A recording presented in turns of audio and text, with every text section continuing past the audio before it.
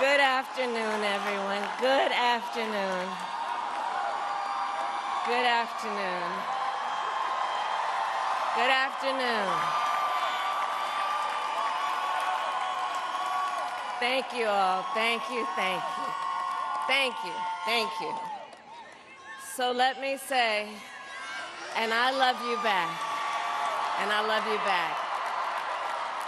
So let me say, my heart is full today.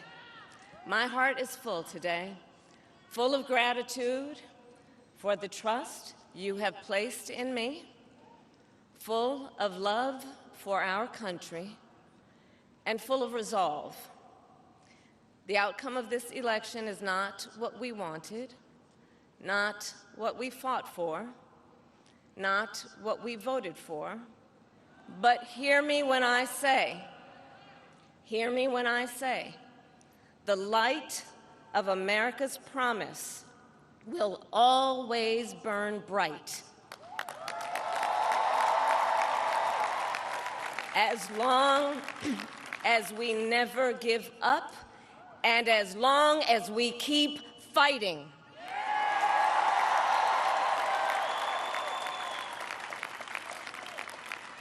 To my beloved Doug and our family, I love you so very much. To President Biden and Dr. Biden, thank you for your faith and support. To Governor Walz and the Walz family, I know your service to our nation will continue. And to my extraordinary team, to the volunteers who gave so much of themselves, to the poll workers and the local election officials, I thank you all. Look, I am so proud of the race we ran, and the way we ran it, over the 107 days of this campaign. We have been intentional about building community and building coalitions, bringing people together from every walk of life and background, united by love of country with enthusiasm and joy in our fight for America's future. And we did it with the knowledge that we all have so much more in common than what separates us. Now, I know folks are feeling and experiencing a range of emotions right now. I get it. But we must accept the results of this election. Earlier today, I spoke with President-elect Trump and congratulated him on his victory. I also told him that we will help him and his team with their transition, and that we will engage in a peaceful transfer of power.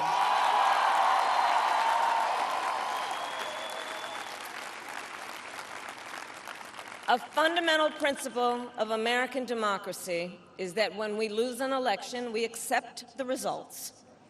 That principle, as much as any other, distinguishes democracy from monarchy or tyranny. And anyone who seeks the public trust must honor it.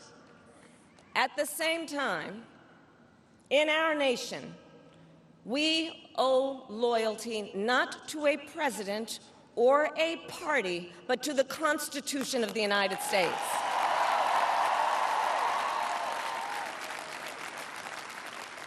And loyalty to our conscience and to our God. My allegiance to all three is why I am here to say, while I concede this election, I do not concede the fight that fueled this campaign.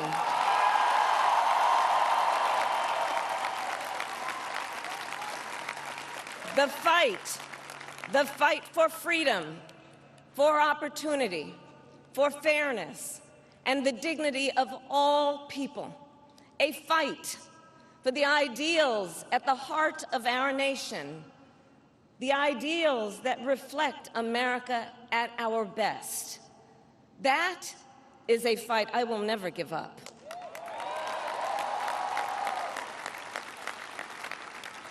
I will never give up the fight for a future where Americans can pursue their dreams, ambitions, and aspirations, where the women of America have the freedom to make decisions about their own body and not have their government telling them what to do. We will never give up the fight to protect our schools and our streets from gun violence. And America, we will never give up the fight for our democracy, for the rule of law, for equal justice, and for the sacred idea that every one of us, no matter who we are or where we start out, has certain fundamental rights and freedoms that must be respected and upheld.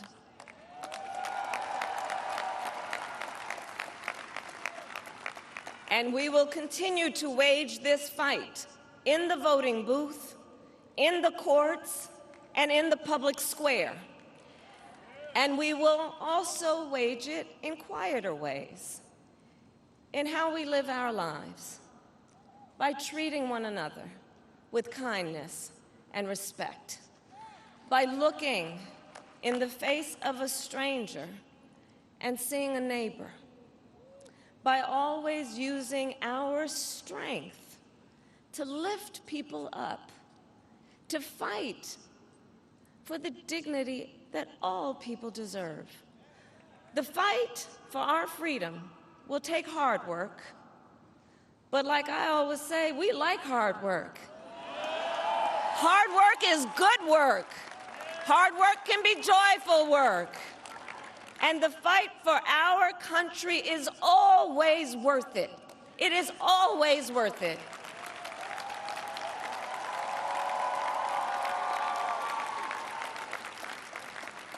To the young people who are watching, it is, I love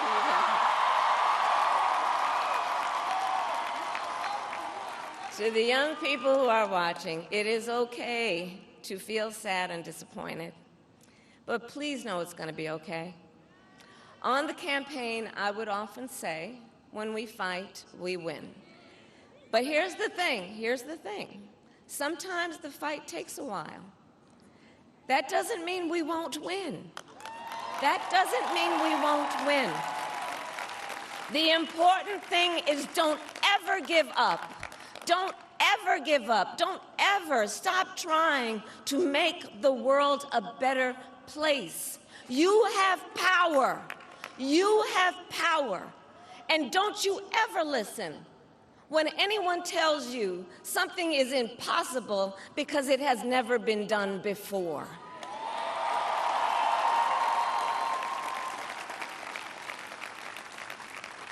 You have the capacity to do extraordinary good in the world. And so to everyone who is watching, do not despair. This is not a time to throw up our hands. This is a time to roll up our sleeves. This is a time to organize, to mobilize, and to stay engaged for the sake of freedom and justice and the future that we all know we can build together. Look, many of you know I started out as a prosecutor, and throughout my career, I saw people at some of the worst times in their lives, people who had suffered great harm and great pain, and yet found within themselves the strength and the courage and the resolve to take the stand, to take a stand, to fight for justice, to fight for themselves, to fight for others. So let their courage be our inspiration. Let their determination be our charge. And I'll close with this. There's an adage an historian once called a law of history, true of every society across the ages. The adage is, only when it is dark enough can you see the stars.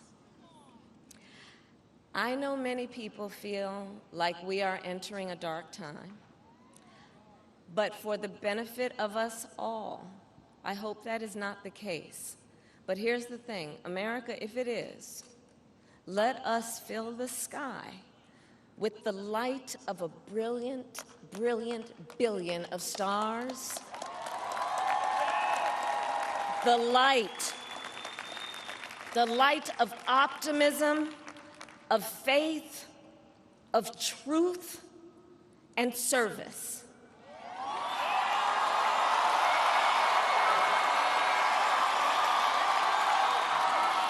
HU. And may that work guide us, even in the face of setbacks, toward the extraordinary promise of the United States of America. I thank you all. May God bless you, and may God bless the United States of America. I thank you all.